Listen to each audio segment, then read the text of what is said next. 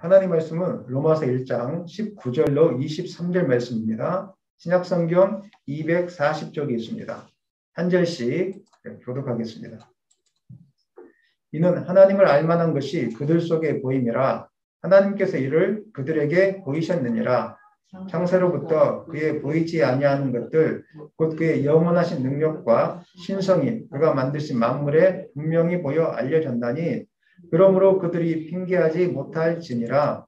하나님을 알되 하나님을 영화롭게도 아니하며 감사하지도 아니하고 오히려 그 생각이 허망하여지며 미련한 마음이 어두워졌나니 스스로 지혜 있다 하나 어리석게 되어 썩어지지 아니하는 하나님의 영광을 썩어질 사람과 새와 짐승과 기어다니는 동물 모양의 우상으로 바꾸었느니라. 아멘.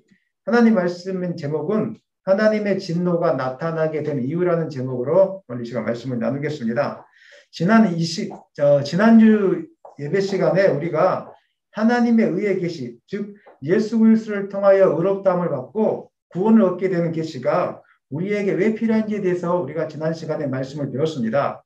하나님의 의의 계시가 필요한 이유는 하나님의 진노로 말미암아서 전 인류가 심판을 받아 멸망받아 마땅한 죄인이었기 때문에 하나님의 의의 계시가 이 땅 가운데 필요하다는 이야기를 지난 시간에 배웠습니다. 그렇다면 왜 인류 가운데 하나님의 진노가 나타나게 되었는가? 그 이유를 이제 사도 바울은 19절 이하부터 이제 설명하고 있습니다. 첫 번째 이유는 하나님을 아는 지식이 사람들 가운데 하나님께서 심어 놓으셨는데 이 하나님을 아는 지식을 악한 사람들이 거부했기 때문에 하나님의 진노가 이 땅 가운데 임했다고 사도 바울은 이렇게 우리에게 말씀하고 있는데 19절 말씀 읽겠습니다.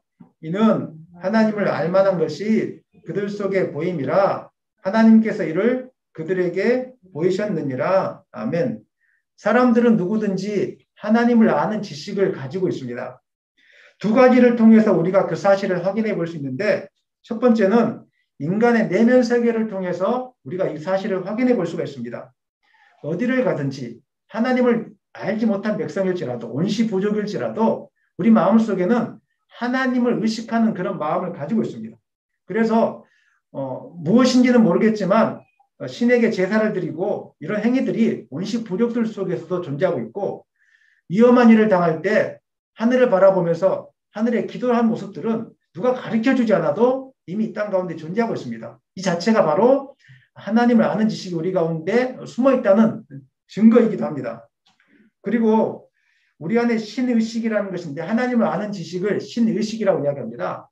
이 신의식이 있다는 것은 모든 사람의 양심 속에 있는 선악을 판별하는 지식, 지혜를 통해서 또 알 수가 있습니다. 하나님은 의로운 분이시기 때문에 선과 악에 대해서 반드시 이렇게 판결하시는 분이십니다.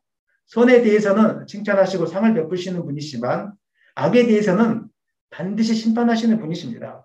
그런데 놀랍게도 하나님의 이런 마음이 우리 마음속에도 동일하게 남아 있습니다. 그래서 우리가 선한 일을 할 때는 마음이 기뻐지지만 악한 일을 하는 사람들을 볼 때는 어떻게 하고 싶습니까? 심판하고 싶지 않지 않습니까? 아유, 저렇게 내버려 두면 안 되는데, 저 가만 내버려 두면 안 되는데 하면서 막 분노가 올라오지 않습니까? 영화나 드라마 소재 중에 가장 인기 있는 소재가 약한 자들을 심판하는 소재. 슈퍼맨이라는 영화 아시지 않습니까? 그런 영웅의 이야기들이 지금도 많이 영화의 소재로 삼고 있습니다. 우리 옛날 고전 소설 같은 데 보면 암행어사, 홍길동전 이런 이야기들을 보면 선한 사람이 꼭 악한 사람들을 심판한다는 내용이 줄을 다 이루고 있습니다. 왜 그런 이야기들을 사람들이 좋아하고 관심 있어 할까? 다른 게 아니라 하나님을 아는 지식이 우리 양심 가운데 있기 때문에 그런 일들을 우리가 지금 행하고 있다는 것입니다. 성경은 우리 양심 안에 이러한 의식이 있다는 것을 분명하게 우리에게 가르쳐주고 있습니다. 로마서 2장 14절로 15절 말씀 읽겠습니다. 율법 없는 이방인이 본성으로 율법의 일을 행할 때에는 이 사람은 율법이 없어도 자기가 자기에게 율법이 되나니 이런 이들은 그 양심이 증거가 되어 그 생각이 서로 혹은 고발하며 혹은 변명하여 그 마음에 생긴 율법의 행위를 나타내느니라. 양심이 증거가 된다. 옳고 그름을 분별하는 것이 율법이 없을지라도 양심이 증거가 된다라고 성경은 우리에게 말씀하고 있습니다. 이처럼 우리 안에는, 우리 의식 속에는 악을 행하는 자, 범법자들을 반드시 처벌해야 된다는 강한 의식이 자리 잡고 있는데, 이 의식이 어디에서 왔습니까? 성경은 그것이 양심에서 온 것이라고 말씀하고 있고, 하나님께서 친히 사람의 양심 속에 그것을 심어 놓았다고 성경은 우리에게 말씀하고 있습니다. 그래서 사람들은 누구든지 스스로 악을 행하게 되면은 죄의식이 생기게 됩니다. 죄의식으로 인하여 마음의 고통을 받습니다. 하나님 앞에 악을 행하게 되면 마음이 조금 꺼림직하고 좋지 않지 않습니까? 우리가 다 그런 이유가 있는 것입니다. 이를 통해서 하나님의 진노가 우리의 삶 속에 임했구나. 하나님의 진노가 이 땅 가운데 임했구나. 하나님의 진노가 우리의 양심 마음 가운데 임했구나. 이것을 우리가 깨닫게 되는 것입니다. 그러므로 우리 안에 선과 악을 구별할 수 있는 양심은 우리 안에 이미 하나님을 아는 지식이 있다는 것을 분명하게 보여주는 증거가 될 수 있는 것입니다. 그런데 사람들은 이러한 신의식을 가지고 있으면서도 그 의식을 부인하고 있기 때문에, 거스리고 있기 때문에 말이 안 되는 거짓들을 만들어내고 점점 더 악해지는 것입니다. 대통령 선거를 앞두고 대변인들이 자신이 속한 당의 후보를 변호하는 일들이 있습니다. 보면은 그 후보가 상식적이지도 않고 선하지도 않고 논리적이지도 않지만 이 대변인이 양심적으로는 잘못되었다는 것을 알면서도 그 후보를 변호해야 되기 때문에, 막아줘야 되기 때문에 양심을 거스리면서 거짓을 더하는 일들이 우리 가운데 너무 많이 있습니다. 국민들은 압니다. 저 거짓말하고 있구나. 말도 안 되게 하니까 어버버하는구나. 이거 알고 있지만 그 사람들은 변호해야 되니까 거짓을 더하면서 점점 더 악해지고 강팍해지는 모습들을 우리가 대통령 후보의 그런 변화하는 모습들을 통해서 우리가 지금 보고 있는 것입니다. 이러한 일들은 과학자들 사이에도 있습니다. 자신이 세운 가설을 확고하게 증명하기 위해서 거짓 실험을 하게 되고 거짓 데이터를 만들어서 꾸며서 적당하게 발표합니다. 사람들은 모를 거라고. 양심은 그렇게 하면 안 돼. 그것은 잘못된 것이라고 이야기하지만 이제 그 양심을 짓눌려 버려서 거짓을 덮기 때문에 더 악해져가고 또 악을 덮기 위해서 더 악한 일들을 계속적으로 행하고 있는 것입니다. 이처럼 타락한 인생들은 하나님이 계시다는 것을 알면서도 일부러 그 의식을 억눌려 덮어버리기 때문에 거짓을 낳고 악을 낳게 되고 점점 더 하나님과 반대편에 서는 방향으로 이렇게 흘러가게 된다는 것입니다. 자신들은 이렇게 이야기합니다. 하나님이 없고 천국과 지옥이 없다. 이것을 확신하기 때문에 천국과 지옥을 부인하는 것이 아닙니다. 양심적으로 천국과 지옥이 있다는 건 다 알고 있습니다. 하지만 자기가 말한 것을 자존심 때문에 거짓말하는 거 믿고 싶지 않기 때문에 덮어버리려고 자기 양심을 누르기 때문에 일부러 없었으면 좋겠다라고 그렇게 표현한 것일 뿐이지 하나님을 안 믿는 사람일지라도 천국과 지옥이 있다는 것은 다 알고 있습니다. 이소부와 이야기 다 보십시오. 세상에 나와 있는 소설 속의 이야기 다 보십시오. 내용이 다 천국과 지옥이다 이야기입니다. 사도 바울은 로마서 1장 32절에서 이 사실을 짚고 넘어가고 있는데 32절 읽겠습니다. 그들이 이 같은 일을 행하는 자는 사형에 해당한다고 하나님께서 정하심을 알고도 자기들만 행할 뿐 아니라 또한 그런 일을 행하는 자들을 어떻게 한다고요? 옳다하느니라. 이미 알고 있다고 하고 있죠. 내가 잘못하고 있어. 그건 잘못된 일이야. 이거 벌받을 일이야. 이거 지옥 갈 일이야. 알고 있어요. 그런데 알지만 이미 마음이 강팍해져 버렸기 때문에 거짓을 행했기 때문에 자기의 자존심 때문에 이것을 억눌려 버리고 그런 일을 행하는 사람들을 옳다라고 치켜세우고 그 무리들을 만들기 시작한다는 거예요. 이런 일들은 세상에 많이 있습니다. 자존심이 강한 아이들이 자신의 잘못을 인정하지 않고 알면서도 인정하지 않는 것처럼 부모님이 너 잘못했잖아 그러면 자존심이 강한 아이들은 절대 자기 잘못 안 했다고 이야기합니다. 그리고 끝까지 잘못했다고 하면은 막 울어버립니다. 이게 바로 이 땅에 있는 인간의 모습입니다. 하나님을 아는 지식이 있음에도 불구하고 억지로 자기들이 거부하고 선과 악을 분별할 수 있는 지식이 있음에도 불구하고 아닌 것처럼 하는 것. 하나님을 일부러 인정하지 않으려고 하기 때문에 자꾸 잘못된 방향으로 나가게 되는 것입니다. 하나님은 우리의 양심 속에 이렇게 하나님을 아는 지식을 감춰 놓으셨습니다. 두 번째로 알 수 있는 게 있는데 피조 세계를 통해서 하나님이 창조하신 피조 세계를 통해서 하나님은 살아계시구나, 하나님은 있구나, 이것을 우리는 또 확인할 수 있습니다. 로마서 1장 20절 읽겠습니다. 창세로부터 그의 보이지 아니하는 것들 곧 그의 영원하신 능력과 신성이 그가 만드신 만물에 분명히 보여 알려졌나니 그러므로 그들이 핑계하지 못할지니라. 하나님께서 창조하신 우주 만물을 통해서 우리는 하나님의 능력과 신성을 잘 알 수 있습니다. 욥기 38장에 보면은 하나님이 직접 욥에게 말씀하신, 본인이 어떤 분이신지 말씀하신 내용들이 담겨 있기 때문에 이것보다 확실한 증거는 없을 것입니다. 인간이 하나님을 찬양하는 내용보다 하나님이 직접 인간에게 말씀하신 그 내용보다 하나님에 대해서 확실하게 알 수 있는 내용은 없을 것입니다. 그래서 제가 욥기 38장 말씀 몇 구절을 가져왔는데 한번 다 같이 읽어보겠습니다. 욥기 38장 25절로 27절 읽겠습니다. 누가 홍수를 위하여 물길을 터주었으며 우레와 번개기를 내주었느냐? 누가 사람 없는 땅에 사람 없는 광야에 비를 내리며 황무하고 황폐한 토지를 흡족하게 하여 연한 풀이 돋아나게 하였느냐? 물어보는 거예요. 누가 그렇게 하셨습니까? 하나님이 하신 거죠.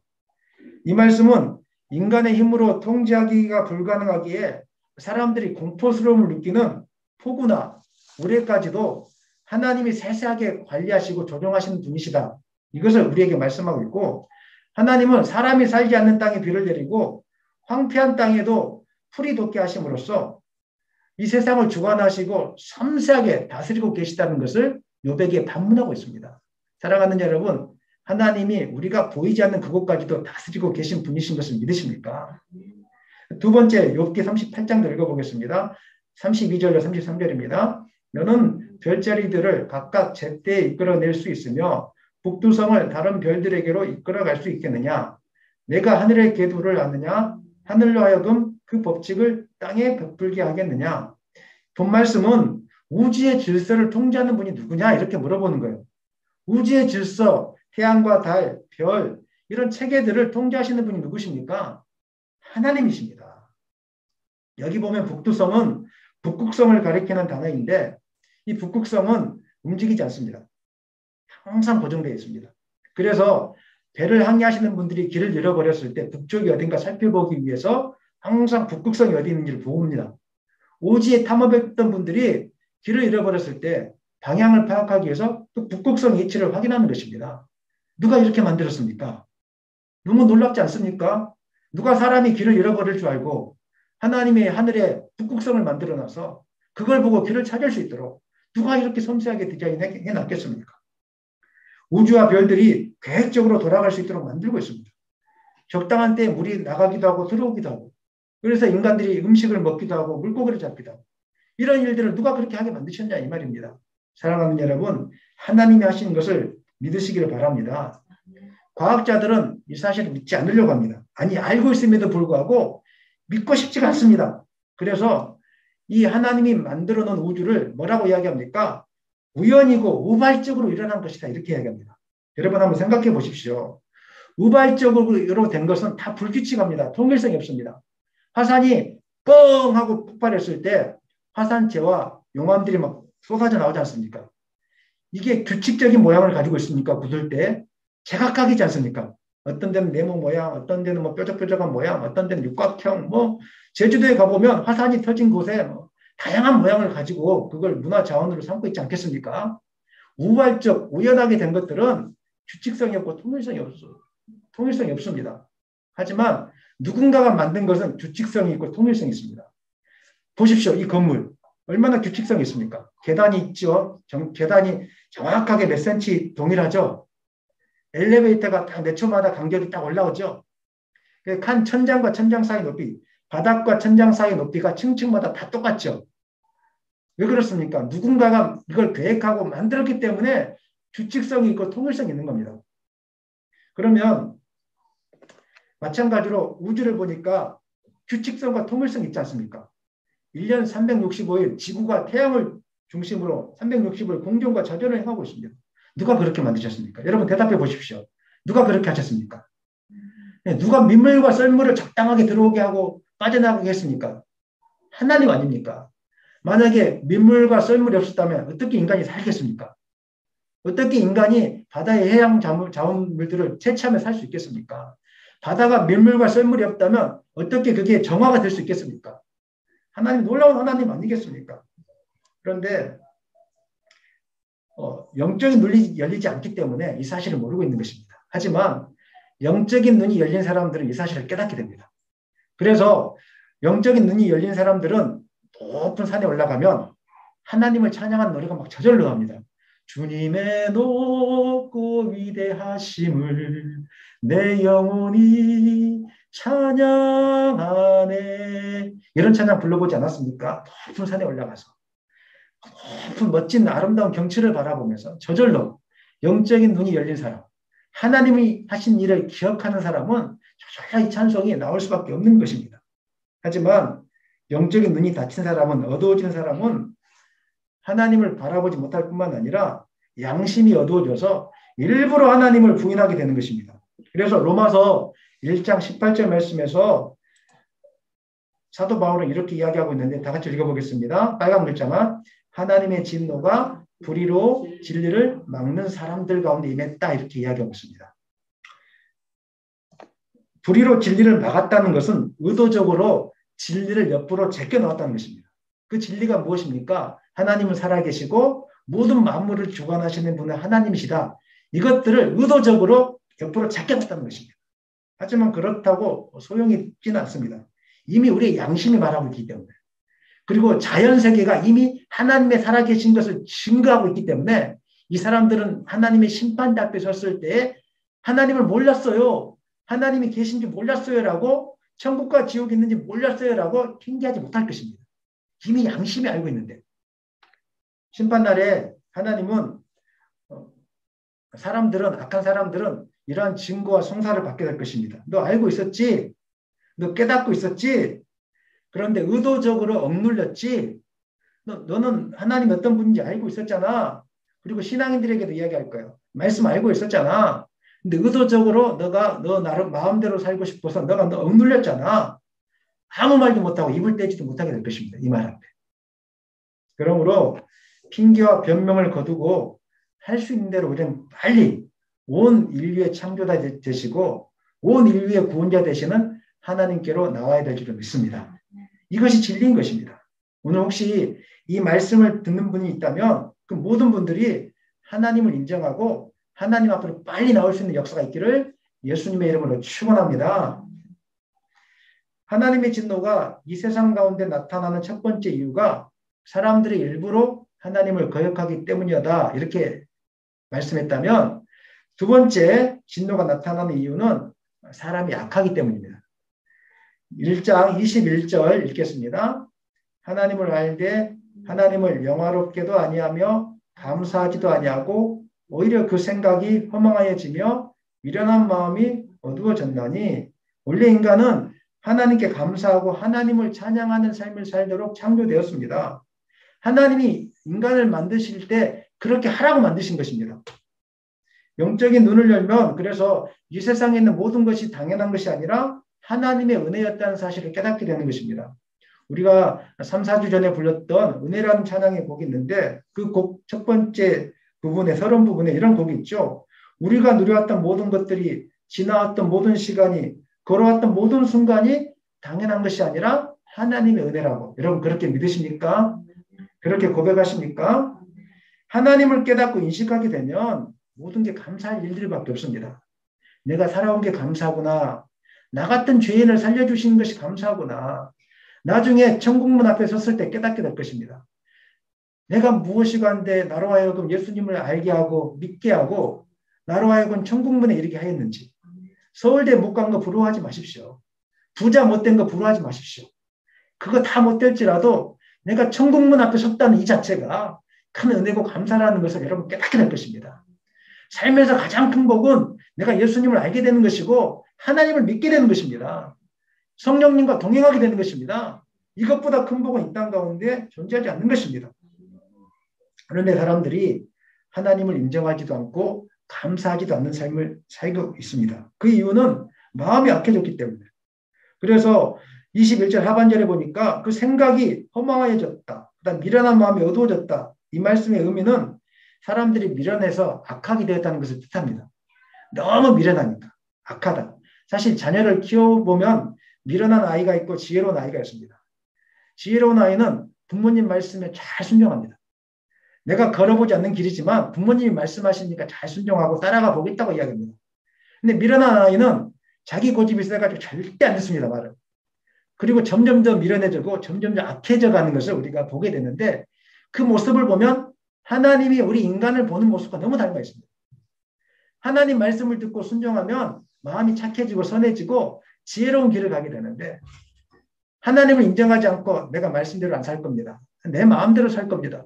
이렇게 하다 보면 더 악해지고 더 강팍해지고 더 미련해지고 이런 일들이 우리 가운데 생기게 되는 것입니다. 그래서 잘못된 길로 계속 가게 되는데 나중에는 없던 것도 있는 것처럼 만들어내기 시작합니다. 가짜를 진짜처럼 만들어내기 시작해요. 북한에 가면은 그 북한의 지도자들 신격화 시키지 않습니까? 태어난 것부터 시작해가지고 자라온 환경들 다 유지하지 않습니까? 가짜로 만들어내고 신처럼. 이런 일들이 우리 땅 가운데 너무 많다는 것입니다.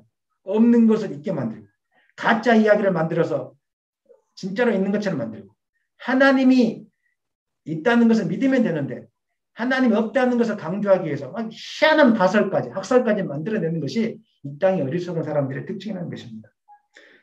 한번 물어보겠습니다. 여러분, 사람들이 하나님만 인정하면 정말 편하고 쉬울 텐데 왜 이렇게 하나님을 인정하지 않으려고 할까요?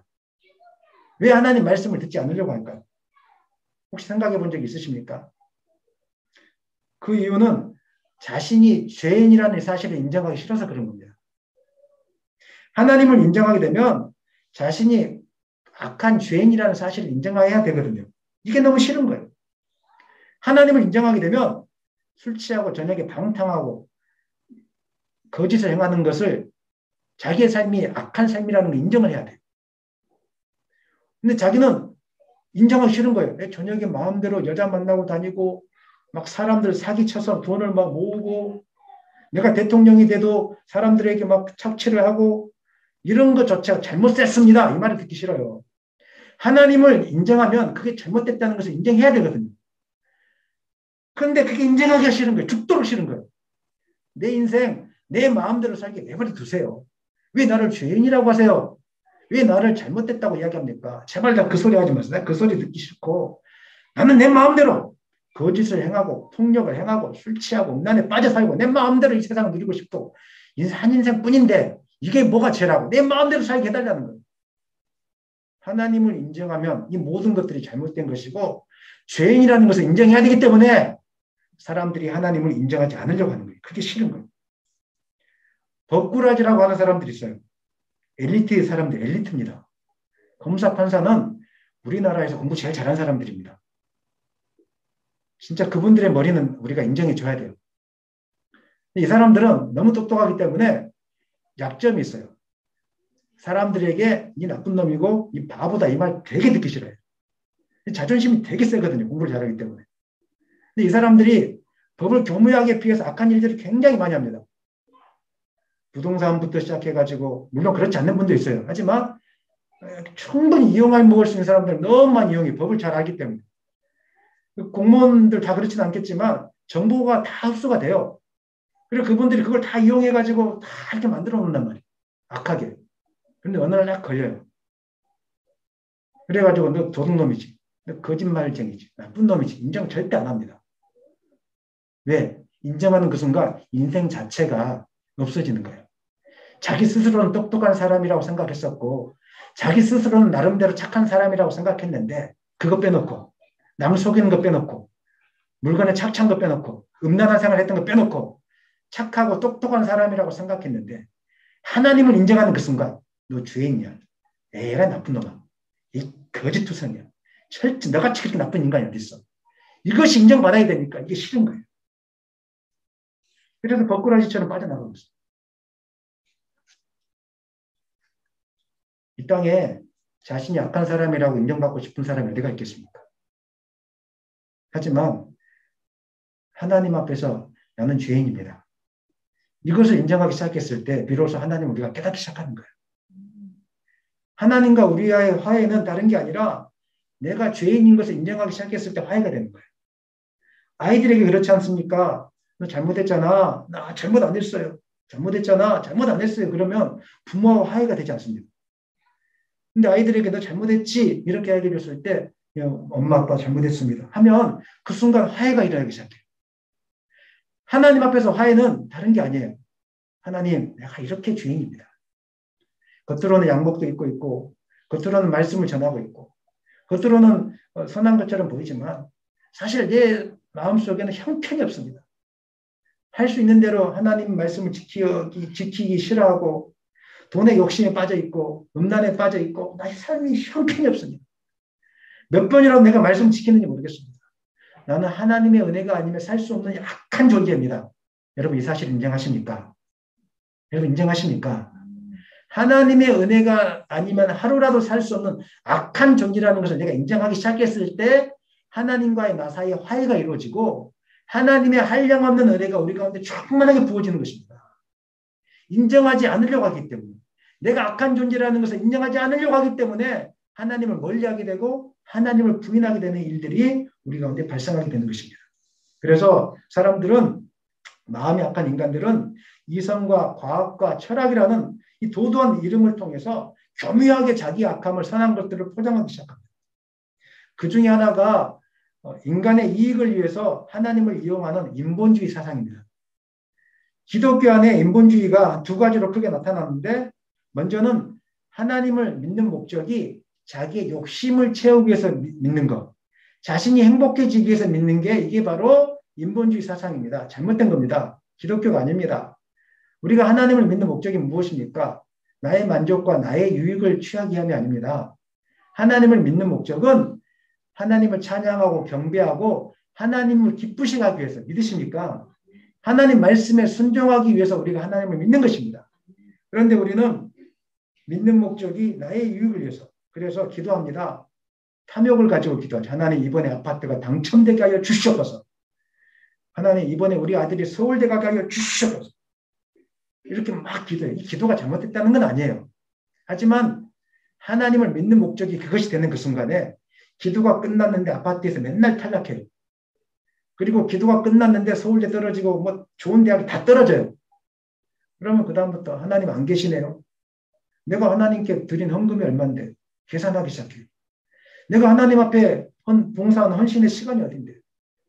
저를 옆에 있는 누구 장로님은 교회도 안 나오고 새벽 기도도 안 나오는데 저 아들들은 승승장구하고 제사는 그렇게 많이 모으는데 나는 이렇게 열심히 하는데 아무것도 안 주십니까? 하나님 안 믿으려 합니다. 이게 바로 하나님 믿는 목적이 잘못되었기 때문에 인본주의, 인간 중심. 내가 잘 먹고 잘 살고 내가 평안하게 살고 하나님이 높임받고 이런 걸 전혀 생각도 안 합니다. 이게 잘못된 신앙입니다. 이 신앙에서 탈피하시기를 소망합니다. 두 번째 우리가 조심해야 될 이것보다 더 조심해야 될 인본주의가 있는데 그것은 예수님을 인권적인 박애주의자, 평화주의라고 알고 그런 세상을 만들기 위해서 하는 거. 이걸 휴머니즘이라고 이야기합니다. 인간 중심. 하나님은 없고 인간이 평화롭고 인간이 사랑하고 인간이 잘 살게 하기 위해서. 참 좋은 말이에요. 왜 그렇게 생각하냐면 이들은 예수님이 이 세상에 지극히 낮고 억압받고 소외된 계층을 형편없는 삶에서 구원해서 잘 먹고 잘 살고 행복하기 위해서 오셨다라고 믿고 있어요. 그래서 이 세상에 아무나 평등, 누구든지 평등하고 평화롭고 자유롭게 살 수 있는 지상 낙원으로 만드는 것이 목적이에요. 이 사람들은. 많이 들어보지 않았습니까, 여러분? 그래서 인간은 누구든지 사랑받을 권리가 있고 행복할 수 있는 권리가 있습니다. 예수님이 그렇게 우리에게 이야기해 주셨습니다. 이렇게 얘기해요. 이 사람들이 또 좀 더 나가면 뭐라고 이야기하냐면 하나님은 사랑이 하나님이시기 때문에 심판이라는 것은 존재하지 않습니다. 하나님은 사랑이 하나님이시기 때문에 지옥은 만들지 않습니다. 천국밖에 없습니다. 많이 들어보셨죠? 하나님은 사랑이 하나님이기 때문에 가난한 사람도 없고 남자가 남자를 사랑해도 괜찮고 여자가 여자를 사랑해도 괜찮고 뭐 다 괜찮다는 거예요. 인간의 행복을 위해서. 왜 목사님이 우리의 자유를 제한하십니까? 왜 목사님이 그런 설교를 하십니까? 이게 박애주의자, 휴머니즘에 빠진 기독교의 모습이에요. 선한 봉사활동을 통해서. 좋겠지만 그 안에 휴머니즘이 들어가면 거기에만 집중하게 됩니다. 사랑하는 여러분, 우리의 인생은 우리의 편의가 아니라 하나님의 영광을 위해서 사는 존재다라는 것을 믿으시기를 바랍니다. 우리는 인생의 행복을 위해서가 아니라 하나님 말씀에 순종하는 것을 기쁨으로 여기는 존재라는 것을 기억하시기를 바랍니다. 그리고 우리는 하나님의 은혜 없이는 살 수 없는 존재라는 이 사실을 기억하시기를 바랍니다. 근데 이 땅에 많은 설교 제목들이 행복해지는 방법 이렇게 하면 되겠습니까? 제목이 바뀌어야죠. 하나님을 기쁘시게 하는 방법. 하나님께 순종하기 위한 방법. 이것이 진짜 기독교입니다. 우리의 마음에 하나님을 인정하지 않으려는 악함이 가득할 때 인간의 악함으로 주어지는 그 결과는 굉장히 치명적인데 영적인 총명을 잃어버리게 됩니다. 그래서 21절 말씀 보니까 어떻게 됐습니까? 오히려 다 같이 읽어볼까요? 그 생각이 허망하여지며 미련한 마음이 어두워졌다. 하나님을 인정하면 되는데 인정하지 않게 되니까 악해지니까 박애주의자로 흘러가니까 그것이 하나님 믿는 거라고 착각하니까 탐욕을 가지고 하나님 믿는 거라고 착각하니까 결국은 마음이 어두워졌어요. 영적인 총명이 어두워진 거예요. 다른 말로 이야기하면 영적인 감각이 상실된 거예요. 사람들이 영적으로 총명하여 하나님을 인식할 때 하나님의 마음과 뜻을 잘 알고 이해하게 됩니다. 그래서 하나님이 무엇을 기뻐하는지 그 기뻐하는 일에 관심을 갖게 됩니다. 기도하기를 쉬지 않습니다. 예배하는 것이 기쁨이 됩니다. 어려운 문제 앞에서 잘못된 소리를 듣지 않고 하나님 붙잡고 일어나게 됩니다. 우리가 잘 아는 복음성이 있죠. 나의 등 뒤에서 나를 도우시는 자 읽어볼까요? 나의 인생길에서 지치고 고나여 매일처럼 주저앉고 싶을 때 나를 밀어주시네. 일어나 걸어라 주가 새 힘을 주리니 일어나 너 걸어라 주 너를 도우리. 영적으로 감각이 살아있는 사람은 악하지 않는 사람들은 이렇게 하나님을 날마다 보게 됩니다. 고난 속에서 주님 붙들고 일어나게 됩니다. 2절 말씀도 2절 찬양성도 한번 다 같이 읽어보겠습니다. 나의 등 뒤에서 나를 도우시는 주 평안히 길을 갈 땐 보이지 않아도 지치고 고나에 넘어질 때면 다가와 손 내미시는 후렴만 불러볼까요? 일어나 걸으라 주가 새 힘을 주리니 일어나 너 걸으라 주 너를 도우리. 영적인 감각이 깨어있는 사람들은 고난 속에서도 절망하지 않고 그 속에서 나를 도우시는 하나님을 바라보게 됩니다. 잠깐 동안 슬퍼하고 넘어질 수 있겠지만 주님 붙들고 다시 일어나게 되는 사람들이 영적으로 깨어있는 사람, 영적으로 총명한 사람들이 갖고 있는 특징이라는 것입니다. 그러나 마음이 악함으로 하나님을 보지 못함으로 하나님을 인정하지 않으므로 총명을 잃어버리게 되면 하나님과 함께 하심을 깨닫지도 못하고 성령의 일을 생각하지 못합니다. 고린도전서 2장 14절 말씀 읽겠습니다. 육에 속한 사람은 하나님의 성령의 일들을 받지 아니하나니 이는 그것들이 그에게는 어리석게 보이며 또 그는 그것들을 알 수도 없나니 그러한 일은 영적으로 분별되기 때문이라. 하나님께 기도하는 사람 보면 어리석어 보여요. 왜 권사님은 기도만 합니까? 왜 당신은 기도만 해? 나가서 돈 벌고 와야지. 맞는 말인 것 같지만 그 안에 성령의 일하심을 모르는 거예요. 말씀 읽는다고 밥이 나와? 우리가 예배한다고 밥이 나와? 떡이 나와? 성령의 일하심을 믿지 못하는 사람들이 그런 거예요. 어리석게 보이잖아요. 놀러 가야지. 이 휴일날 놀러 가야지. 무슨 예배를 드려. 얼마나 어리석어 보여요. 하지만 영적으로 이게 닫혀있기 때문에 총명하지 못하기 때문에 에베소 4장 18절도 19절도 읽어보겠습니다. 그들의 총명이 어두워지고 그들 가운데 있는 무지함과 그들의 마음이 그도짐으로 말미암아 하나님의 생명에서 떠나있다. 총명이 어두워지면 영적인 총명이 어두워지기 시작하면 영혼을 살리는 일, 내 생명이 살아나는 일에는 관심이 사라지게 됩니다.